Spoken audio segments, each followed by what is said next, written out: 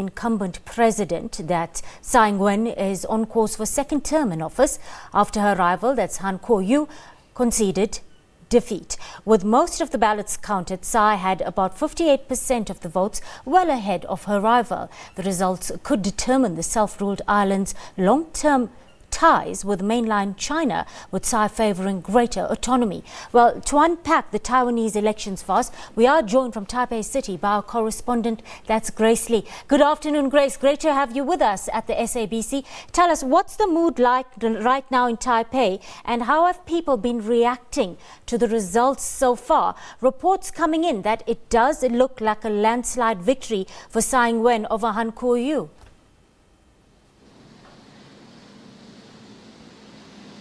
Yeah, big celebrations here in Taipei already. A lot of voters rejoicing because this wasn't just an election to choose their leader. This was kind of a referendum to see public opinion on China and how Taiwan will deal with Beijing going forward. There's been increasing pressure from the mainland, with President Xi Jinping last year even threatening to use force to try and unite with Taiwan. Of course, the mainland sees Taiwan as a renegade province. They don't accept the presidential elections here even as what they are. They see it as a local election. So with all that happening and with the Hong Kong protests happening nearby, that certainly set the voters here on a path to try and, in their words, defend their democracy.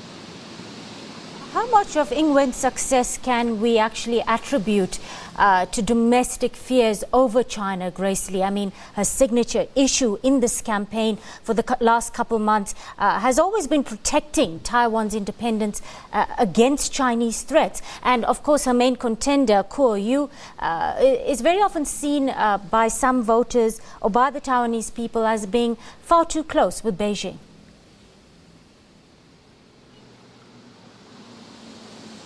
Yes, well, a couple of months ago, Tsai Ing-wen seemed like she was all but ready for a complete defeat. Her popularity here in Taiwan was fading away very quickly, but it wasn't until there were some very active threats from Beijing and, of course, the Hong Kong protests, which kicked off 7 months ago. That's really when we started to see this surge in popularity for the incumbent president, especially because of her hardline stance against China and, of course, her support for the Hong Kong protesters. A lot of the protesters have taken refuge here, and a lot of them were prepared to flee and leave if the opposition had won. So certainly that has been a major factor in her win. And her hardline stance against China, of course, doesn't make her a very welcome candidate from Beijing's side. But Kuo-yu, of course, has also said that he doesn't accept the one country, two systems rule, which is the system that Hong Kong is governed under. That's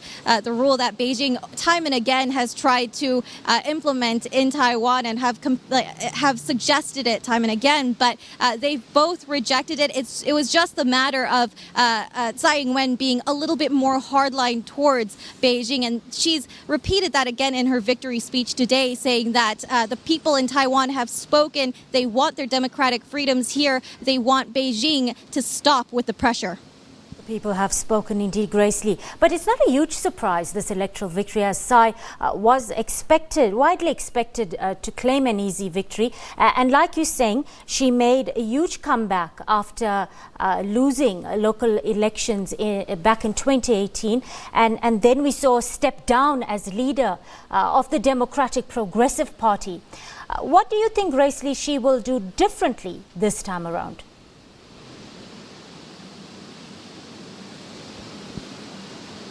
Well, if the current trend is anything to go by, it seems like she might be even more defiant against Beijing moving forward. A lot of her support, like I said, came from her being more favorable towards the Hong Kong protesters. There were a lot of, Hong Kong protest flags at her rallies. Even tonight, there are a large number of Hong Kong protesters out and about to try and, thank the Taiwanese voters for exercising their right to vote. I spoke to a couple of them who say they traveled all the way here to try and get the public to vote because they don't get to choose their own leaders in Hong Kong. So moving forward, Tsai Ing-wen might use this as kind of her de facto platform and try to gain more support from the very liberal side, the side of Taiwan that wants to perhaps separate from Beijing, from China altogether.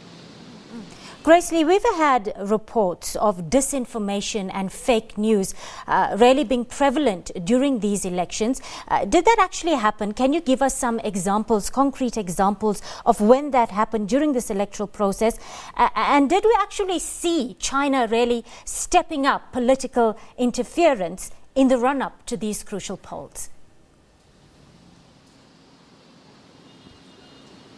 Disinformation has been a major factor in this election in terms of a lot of false information floating around about the candidates, a lot of pro-China bots leaving comments on any article or any kind of social media post about the elections. And there have been reports about Beijing perhaps trying out this kind of a new tactic to try and sway the voters' minds here in Taipei, but in Taiwan. But if anything, that has only pushed the voters here more towards Tsai Ing-wen's side. They see what's happening online and they're not buying it.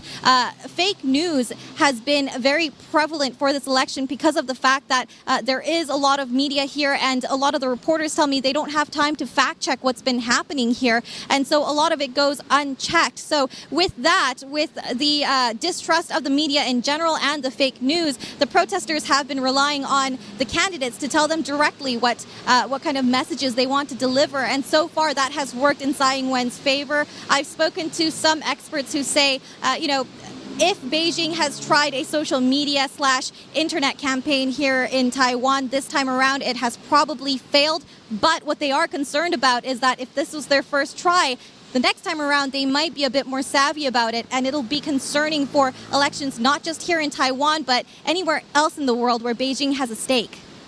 Okay, Grace Lee, so Tsai has taken these elections and Beijing has not been subtle about it at all. They've come out openly again and again saying that they don't want her to win these polls. What is the likely impact of these elections on Beijing-Taiwanese relations going forward at this point?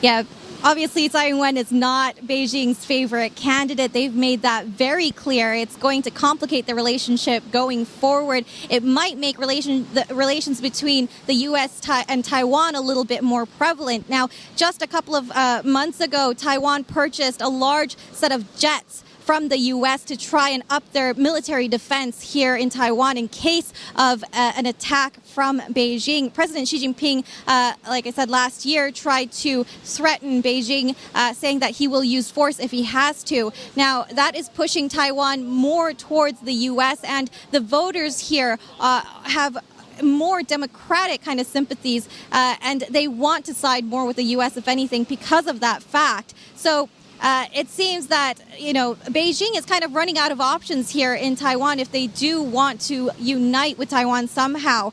There are fears that perhaps if this peaceful kind of one country, two systems option doesn't work, if Taiwan doesn't accept that, Beijing may go ahead and use force. And that is a huge worry. That is why Taiwan is upping its physical defenses. But whether or not that'll be enough, we'll have to wait and see.